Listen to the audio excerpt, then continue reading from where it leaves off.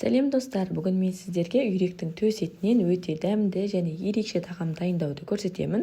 Ең алдымен мен 4 дана үйректің төс етін алдым. Етті дәл видеодағыдай етіп, арасын ақырын ашып кесіп шығамыз. Осылай кескен кезде маринад ішіне жақсы сіңеді және дайын болғанда еті жұмсақ әрі шырынды болып шығады. Барлық керекті құрамдарды мен видеоның төменгі бөліміне, яғни описанияға жазып қалдырамын.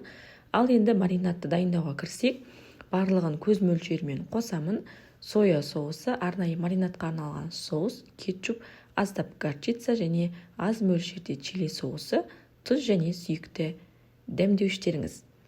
Барлығын жақсылап араластырып шығамыз. Иісі қандай керемет. Енді үйректің төс етін осы маринадқа салып жақсылап араластырамыз.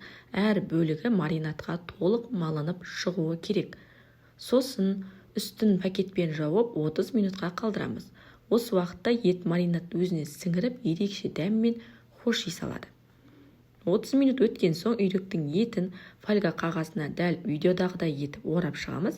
Әр бөлігін мұқият ораңыз. Сонда еті өз буында пісіп ерекше жұмсақ болады. Пешті алдын ала қыздырып дайындаймыз. Етті 180 градуста 30 минуттай пісіреміз. Міне, нәтижесінде сырты да іші де жұмсақ, сөлді аузыңызда еріп кететін үйрек еті дайын. Қараңыздаршы, ішін ашып көрсетіп жатырмын. Еті қандай нәзік, пышақ десе-ақ бөлініп кетеді. Міндетті түрде жасап көріңіздер, дәмі тіл үйреді. Қасына картоппен немесе күрішпен ұсынсаңыздар, өте әдемі әрі дәмді үйлесім шығады. Ал егер арнама тіркелмеген болсаңыз, қолдап тіркеліп кетіңіздер. Сіздердің қолдауларыңыз мен үшін үлкен мотивация.